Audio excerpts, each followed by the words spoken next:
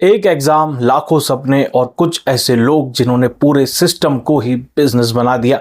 और यहाँ पे एग्जाम वेब सीरीज की सबसे बड़ी ताकत यही है कि ये सिर्फ एक थ्रिलर नहीं लगती, ये ऐसी फील करवाती है जैसे कहीं ना कहीं ये सब असल जिंदगी में भी हो रहा है। और हम देखते आ रहे हैं कि इस तरीके के केसेस जो है वो सही में हो भी रहे हैं हमारी कंट्री में। सीरीज की कहानी देखो, यहाँ पे शुरू होती है एक बड़े कॉम्पिटेटिव एग्जाम से। लाखों स्टूडेंट सालों की मेहनत के बाद इस एग्जाम को दे रहे होते हैं। कोई गरीब फैमिली से है, किसी की मदर अपनी ज्वेलरी रख के उसको तैयारी करवा रही है, किसी का ये लास्ट अटेम्प्ट है, कोई फैमिली की उम्मीदों का बोझ लेकर यहाँ पे पढ़ रहा है। शुरुआत में मेकर्स पूरा फोकस स्टूडेंट्स की स्ट्रगल और प्रेशर पर रखते हैं ताकि ऑडियंस जो है इमोशनली यहाँ पे कनेक्ट हो जाए। लेकिन एग्जाम खत्म होने के बाद ही कुछ समय बाद जो है रूमर्स फैलने लगते हैं कि पेपर लीक हुआ है। और अभी देखेंगे तो जो नीट का पेपर लीक भी हमारी कंट्री में उसको लेकर भी वैसे ही काफी बवाल चल रहा है। तो मुझे लगता है कि लोग जो है इस सीरीज से भी अब काफी रिलेट करने वाले हैं। अब यहाँ पे सोशल मीडिया पे लीक्ड क्वेश्चंस जो है वो घूमने लगते हैं। कुछ अनएक्सपेक्टेड स्टूडेंट्स जो है वो टॉप रैंक्स लाने लगते हैं और डिजर्विंग स्टूडेंट्स यहाँ पे फेल हो रहे हैं। जो होशियार हैं,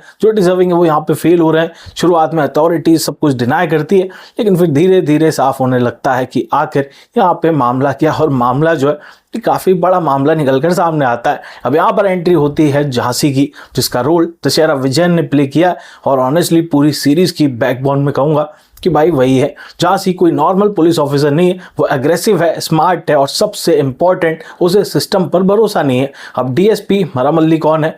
मरामल्ली असली डीएसपी ऑफिसर होती है, जिसका रोल प्ले किया है अदिति बलन ने। अब यहाँ पे देखेंगे तो कहानी में ट्विस्ट ये है कि झांसी जो है सीक्रेटली मरामल्ली को किडनैप करके उसकी आइडेंटिटी यूज करती है ताकि वो अंदर जाकर इन्वेस्टिगेशन कर सके। क्योंकि यहाँ पे झांसी को लगता है कि अगर वो ऑफिशियली काम करेगी तो स्कैम में शामिल पावरफुल लोग कभी एक्सपोज होंगे ही नहीं।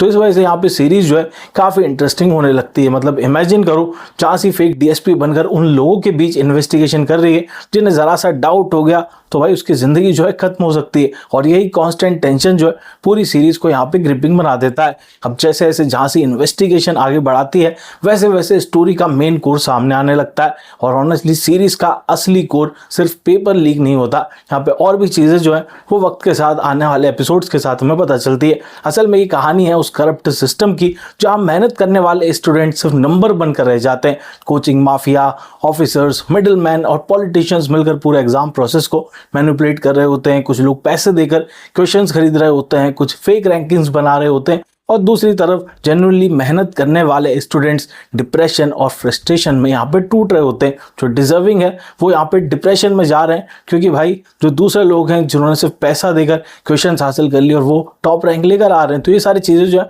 हमें देखने को मिलती है और काफ़ी इमोशनल भी करती है क्योंकि यहाँ पे सिर्फ सस्पेंस नहीं है, यहाँ वो एंगर भी है जो हर मेहनती स्टूडेंट यहाँ पे फील करेगा।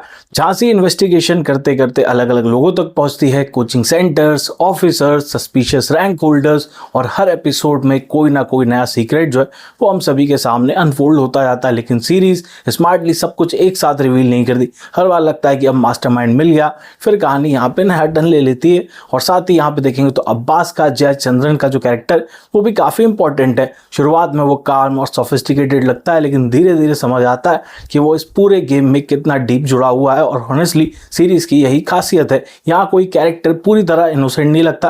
प्रेडिक्टेबल भी है काफी सारी चीजें लेकिन फिर भी मजा आता है। मिडिल एपिसोड्स में सस्पेंस और स्ट्रांग हो जाता है क्योंकि झांसी को एहसास होने लगता है कि वो जिन लोगों के खिलाफ गई है वो बहुत पावरफुल हैं। और सबसे डेंजरस बात यह है कि अगर उसकी फेक आइडेंटिटी एक्सपोज हो गई तो पूरा गेम जो है उसका खत्म हो जाएगा। पूरी जो मेहनत वो कर रही पानी में फिर जाएगी। बैकग्राउंड स्कोर इन्वेस्टिगेशन सीन में बहुत स्ट्रॉन्ग काम करता है।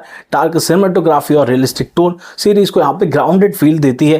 तो अच्छी बात यह कि मेकर्स ने अननेसेसरी रोमांस या फिर फोर्स कॉमेडी डालकर मूड खराब नहीं किया। नहीं तो हम देखते कि कुछ इस तरीके सीरीज में बेवजह की लव स्टोरी चल रही होती है। पूरा फोकस यहाँ पे सस्पेंस, इमोशंस और स्टोरी टेलिंग पे रखा गया है। और ऑनेस्टली आखिरी एपिसोड्स तक आते आते सीरीज पूरी तरह माइंड गेम बन जाती है। कौन सच बोल रहा है, कौन मैनिपुलेट कर रहा है और आखिर किस पर ट्रस्ट किया जाए, यही चीज ऑडियंस को मुझे लगता है कि कंटिन्यूसली यहाँ पे हुक्ड करके रखने वाली है। और भी काफी सारी चीजें हैं सीरीज में जो अच्छी हैं और कुछ थोड़ी बहुत कमियां भी हैं। लेकिन यहाँ पे मैं अप्रिशिएट करूंगा मेकर्स को इस सीरीज के, तो जिस तरीके से उन्होंने प्रेजेंटेशन यहाँ पे दिया है, जिस तरीके से जो कहानी वो कहना चाहते थे वो उन्होंने यहाँ पे दिखाई है और इस माहौल में दिखाई है, वो मुझे लगता है कि काबिल तारीफ है। तो मेरी तरफ से एग्जाम सीरीज को मैं दूंगा सॉलिड 9 आउट ऑफ 10 स्टार्स। यहाँ पे देखेंगे तो दशहरा विजयन जिन्होंने की झांसी बनी है उनकी परफॉर्मेंस आउटस्टैंडिंग है।